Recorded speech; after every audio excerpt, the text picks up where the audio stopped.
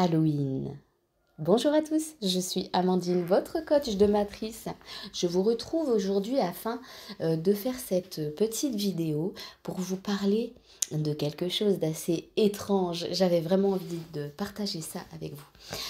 Alors vous savez qu'il y a le rituel de la Toussaint ancré chez les catholiques où on va déposer des gerbes de fleurs pour rendre hommage à nos défunts, nettoyer leur cercueil. Enfin, dans chaque religion, il y a forcément quelque chose en rapport avec nos défunts.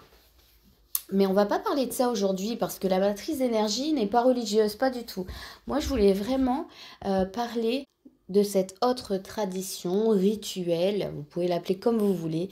Alors, c'est le jour des morts expliqué en 7 jours. À partir du 28 octobre jusqu'au 2 novembre, chaque jour, vous pouvez rendre hommage aux défunts, mais à tous les défunts, pas que les vôtres. Je vous explique ces 5 jours rapidement. Le 28 octobre, on allume une première bougie et on place une fleur blanche pour accueillir les âmes seules. Le 29 octobre, une bougie est allumée avec un verre d'eau pour les défunts oubliés et les sans-abri. Le 30 octobre, une bougie, un verre d'eau, un pain pour les morts partis sans manger ou ceux qui ont eu un accident. Le 31 octobre, une bougie, un verre d'eau, un pain, un fruit pour les ancêtres morts. Et c'est là que ça devient intéressant. Le 1er novembre, la Toussaint. La journée de la Toussaint, l'arrivée des petits anges, les âmes de ceux qui sont morts enfants, toute la nourriture est placée sur l'autel. Alors retenez bien le 1er novembre parce que c'est ça qui nous intéresse ici.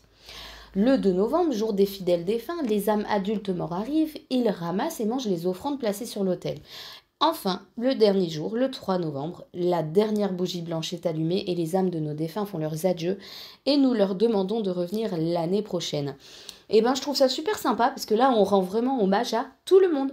Il n'y a pas de raison que ce soit que notre famille ou que les défunts, j'ai envie de dire, les plus récents, parce que ceux qui ont existé, qui ont partagé notre vie même dans d'autres réincarnations, et ben on pourrait justement leur rendre hommage ce jour-là. Mais moi aujourd'hui, ce qui m'intéresse, c'est vraiment le 1er novembre, la Toussaint.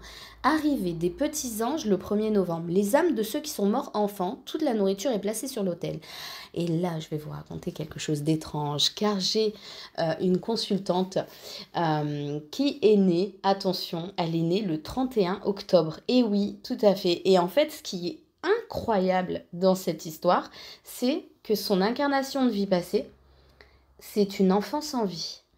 En fait, dans son ancienne vie, elle n'a soit pas vécu parce que la maman l'a perdue dans son ventre, ou soit elle est décédée dès la naissance. Mais c'est un enfant sans vie.